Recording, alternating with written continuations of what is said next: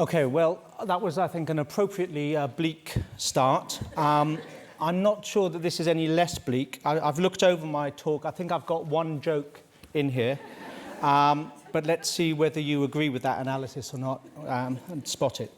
So I'm here, I think, primarily to offer the perspective of being a teacher. I was a teacher for 20 years, a primary school teacher, mostly in Hackney in East London, and various other places as well. I have a particular interest in the teaching of English, in children's reading and children's writing, and that goes along with an interest in multicultural education, which is a term that's discussed a lot, but I'm not going to sort of try and break down at this point. I'd like to... Yeah, that's not much better, is it? I'd like to start my talk today by taking us back to a classic of children's literature. And as you could probably guess, it's The Secret Garden by Frances Hodgson Burnett. It's a book that was first published in 1910. It's prompted, I think, 3 films. There's a 4th in production. There's been various television serials. And it's a book that's constantly in print and, in fact, gets new editions. The most recent one was its centenary edition, which was illustrated by our current children's laureate, Lauren Child. Now, The Secret Garden emerged in the latter stages of what's often termed the golden age of children's literature. And as I said, it remains as popular as ever. If you go into a high street, I'm not naming any names, high street children's bookshop, you will find it there, and you will almost certainly find it on the table in the centre of the children's section marked classics. So why does it remain so popular? Well, the obvious answer is that children keep reading it. But of course, we shouldn't overlook the fact that children's literature is bought by adults, mostly, by parents, by grandparents, and by teachers. And it's probably fair to say that the adults who don't immerse themselves in a periodical like Books for Keeps, that's a little plug, it is free and online, may struggle to keep abreast of all things new in children's publishing. So they may well gravitate towards the classic section because there's an implicit assurance that these are the stories that have stood the test of time. Or they may simply want their children or grandchildren to read and enjoy the books that they read and enjoy as children. Whatever the reason, sales of The Secret Garden are thriving. And indeed, it's a tale about thriving. 10-year-old Mary Lennox is sent to Misselthwaite Manor to live with an uncle she's never met before. There she first encounters her cousin Colin, who is unwell and restricted to his bed. And in time she coaxes him outside. They stumble across the overgrown garden, and with some help from family servants, they begin to nurture the garden and become healthier as they do so, until Mary, Colin, and the garden are all thriving. Now, I first read The Secret Garden when I was at primary school, except that I wasn't, because I was off school sick and feeling a bit sorry for myself. And I can still remember having mixed feelings. I really enjoyed the story, especially the passages about the garden. They really captured my imagination, but something jarred. At the start of the story, Mary is in India. But by the end of chapter 1, all of the Indian people in the story are dead. It's almost like a precursor to Hollywood films. Not just that, Mary's sickness is attributed to her being in India, so that her recovery is linked to her return to England's green and pleasant land. And of the Indian people in the story, ever so briefly, Mary has this to say: they are not people, they're servants who must salam to you. Now, Mary does grow to be a kinder person, but that comes too late for the Indian people in the book, left behind in India, the land of sickness. For all its charm, The Secret Garden, book and garden it depicts, is a place of imagination where non-white people don't get a look in. Okay, so why am I spending so much time talking about a book that's over 100 years old? Well, I'm suggesting we're still dealing with the legacy of this story's narrative, but also the broader historical narrative of the British Empire and the extent to which those of us who are descendants of colonised people find ourselves surviving and thriving in the literature we encounter whilst young. The Centre for Literacy in Primary Education surveyed books for children published in the UK in 2017. 32% of school-aged children in England were from black, Asian and minority ethnic backgrounds, what's sometimes called BAME or sometimes BAME. Yet the percentage of children's books that had a BAME main character was just 1%. If we include books that had any BAME characters, that figure only rises to 4%. The CLP report gave statistical evidence of something that I already knew, and not just me. When I was working as a primary school teacher in Hackney, I would sometimes suggest to the children in my class that they use the name of someone in their family for their protagonist. I wanted them to know that they could draw on their own backgrounds and not limit themselves to pale imitations of the books we read in English or literacy lessons. And in one lesson, a boy who'd only recently joined the class from Nigeria actually listened to my instructions and was eager to read his story to the class. He introduced his hero character, named after his uncle, and he was promptly interrupted by a boy of Congolese descent who told him, "You can't do that. Stories have to be about white people." Now, despite my best efforts to diversify the books in the classroom, including as many teachers do, I was buying my own books to supplement what schools were providing, I still had this problem, because they'd seen me reading books with BAME characters, but I think they'd clocked that I was doing that as story time books, not proper lesson books that were linked into their literacy lessons and their writing. These books were marginal and not directly linked in. Now, I've shared this story quite a few times. It was a chapter in The Good Immigrant, edited by Nikesh Shukla, and it was published in 2016. And the boy's comment, "Stories have to be about white people," is sometimes interpreted, when I'm talking to teachers particularly, as an indication of his, quote, low self-esteem.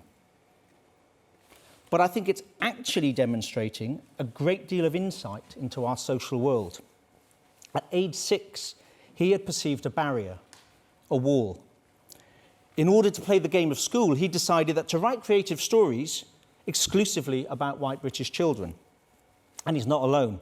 In fact, this is something I've witnessed from racially minoritized students almost universally in my 20 years of teaching, and many other teachers since the book came out have reported the same thing. Now, I'm not suggesting for one moment that black children should always write about black characters and Asian children should always write about Asian characters, and so on. It'd be far too reductive. But if you listen to almost any established writer, they'll acknowledge that in their imaginative work, they're drawing upon their experiences. In a sense, how could it be any other way? A crude, but I think a useful way to think of imagination is the original and interesting rearrangement of knowledge. And our lived experience is a vital component of the knowledge we need to thrive. But that's not the whole story. I'll come back to this. So I came to understand my role as a teacher as trying to help him and his classmates to find the key that unlocks the door to these sites of creative work, and maybe also to chip away at the walls themselves. Over the past 3 years since The Good Immigrant was published, I've had the chance to attend a fair number of publishing events, and I've had meetings at publishing houses. And I don't think it's a stretch to say that in many ways, they are secret gardens, and there are still far too few people of colour inside the walls. And perhaps when we look at these statistics, we might conclude that children's literature viewed as a whole is a secret garden.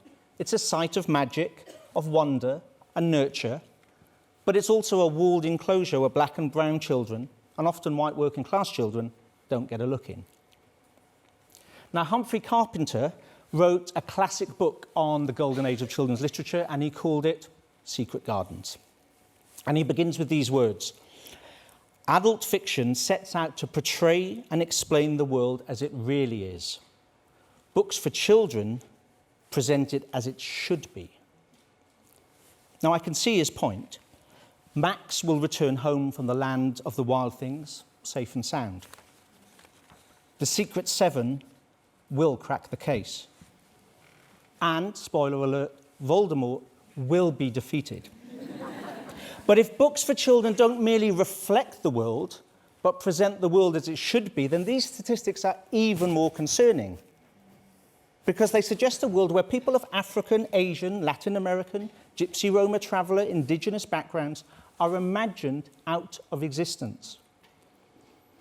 Ebony Elizabeth Thomas, in her wonderful new book, The Dark Fantastic, describes this as an imagination gap. It's a failure of imagination of adults, of writers, editors, commissioners, and many other jobs that make up the publishing industry. And if part of nurturing thriving children is finding ways to nurture their imagination, then surely we as adults need to think about how our own imaginations may be walled, may be enclosed, and may, deliberately or not, be exclusionary. Over the past decade or so, politicians, with the help of carefully selected teachers, have been keen to frame English educational discourse as a battle. Some of you will be familiar with this. A battle between progressive and traditional education. And I think The Secret Garden might appeal to educators on either side of this imaginary divide. Because for progressives, we see that in the right environment, with proximity to nature and with minimal adult intervention, children will grow and thrive. For traditionalists, the story in itself, its place in the canon, and even those echoes of Eden, which commentators have remarked upon with Hodgson Burnett's Christian Science background, will also hold appeal. But I'm suggesting the book also shows the limitation of thinking about education in these terms, because we see in it a world where only some children, wealthy white children, get to thrive, and also Mary as protagonist spends an awful lot of time doing things for the benefit of Colin, heir to his father's estate. And we see a world where racial superiority, the theoretical underpinning of the empire, is depicted but not interrogated. So I'm suggesting the binary is a false one, and it's one that does little to inform an education where black and brown children in Britain can thrive and flourish. In terms of the study of English, we need an education that doesn't merely pass on traditions shaped by colonialism, imperialism, and racism. It critically engages with them. We need an education that goes beyond seeing writing merely as self-expression, where we take away the canon and literature and just say, do what you want, as long as you're writing, that's great. But we can't erase the self from the classroom, and nor can we ignore its diverse manifestations. We should be helping students locate the self in time and place. And this presents a tension. But whilst tensions can make us tense, they can also be the place from which creativity emerges. I'm drying up here, sorry. Karen Sands O'Connor is my co-writer for Books for Keeps in a column entitled Beyond the Secret Garden. She's also a professor specialising in black British children's literature. And she describes the tension that West Indian writers who came to Britain had to negotiate in the 1950s onwards. This is what she says. In order to be writers, they had to tell their own stories. In order to be published authors, they had to do it in a way acceptable to their mostly white British audience. The writer, and the writer's voice, and the audience. Pupil voice and teacher ear. Now, teachers can only teach the books publishers choose to publish. This is what I keep telling publishers. But there are other things that teachers can do to bring down walls in the imagination. So after reflecting on my experience with that Year 2 class, the following year when I was teaching Year 5, I was emboldened to experiment. What would happen if, just for one lesson, I insisted they write about a character from a similar ethnic, religious, and linguistic background as themselves? Just as I sometimes insist they try to include a fronted adverbial, a moral dilemma, or a tricolon. In other words, what would happen if I signalled clearly that they could bring their whole selves into the classroom to inform their creative work, rather than leaving parts of themselves at the school gate? I'm looking for the next slide.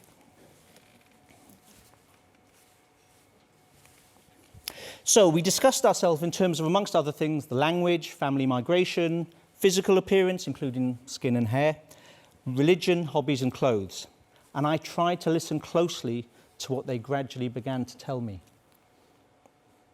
We hear a lot in schools about pupil voice, but I suggest we need to pay more attention to what I'm calling teacher ear. How do we as teachers listen to what children are bringing into the classroom so as not to assume that they have nothing to offer besides what we give them? Echoes of colonialism in that idea. So after our conversations and our mutual sharing, I asked the children to write a character who was similar in some but not necessarily all of these ways. I modelled the process for them, trying to draw on my own experience creating composite characters from family members and applying some of the writing techniques we'd noted in our class reading. So there was plenty of what you might see as the conventional teaching of literacy going on with this. This was not simply identity is everything. Then they wrote, and clearly many of them enjoyed the lesson and many produced what we all thought was their best piece of writing. Let me just share one example. This is by Nabila, Year 5. Marian Patel was a 12-year-old girl whose parents were Indian, but she was born in Britain. She was a fairly religious person. However, Mariam thought one does not have to wear a headscarf to be religious. She loved her red straight hair. Her hair was as red as blood. She had decided to dye her hair as she hated her dark brown hair. She loved football and the club she supported was Liverpool. One day I will play for the Liverpool women, she thought. Plenty we could unpick there. And I want to avoid making any huge claims, but I do sense there's a greater emotional engagement with the story and the beginnings of an authorial voice from this 10-year-old. She's not writing what Chimamanda Ngozi Adichie terms the single story, the stereotype of Muslim girls. She's writing something far more interesting. There's genuine characterization in that paragraph. It's not just a short list of features, which I often encounter from children of that age. And more than that, there's some insight in this, 9-year-old's writing. She was not. And I think that's precisely because she's drawing upon her own experiences. Her life is now an inspiration for her creativity, but she's also drawing on her reading of fiction. Okay, I developed my practice from one of just offering more diverse range of stories in the classroom to modelling writing that drew on my own background, so as to signal to my students that they may do the same. I'm not suggesting teachers should always do this, but rather that they try it and then review the results, perhaps along with the children they teach. When I initially started writing and talking about this issue, people started telling their own stories, and they were often tales of frustration with classroom environments and with children's literature, as former children, as parents, and as teachers. And perhaps in the telling of these tales, of being the side character or the antagonist battling against omission and absence, we can become protagonists, writing ourselves into a garden of richer, multi-layered narratives beyond a single story. Now, speaking to Nabila, whose writing I shared just now, she told me she'd never written about an Indian heritage or a Muslim character before. Nobody had ever told her she shouldn't. But at the same time, nobody had ever explicitly given her permission. Subsequently, she wrote 2 further full stories about Marian Patel. The 3rd instalment described Mariam's trip to India. And of course, unlike Mary Lennox, Mariam recognised the humanity of people in India. Nabila's stories were genuine imaginative works, informed by her lived experience, her reading, and her study of writing. Her writing demonstrates techniques taught to her by her teachers. Teachers are, I think, allowed to be part of the story of children learning. These techniques enhance her imaginative engagement with what she's learned from school and what she knows of her life. But there are no walls between these 2 types of knowledge. I suggest this is the beginning of a model for what it is and what it means to thrive in school. Thank you.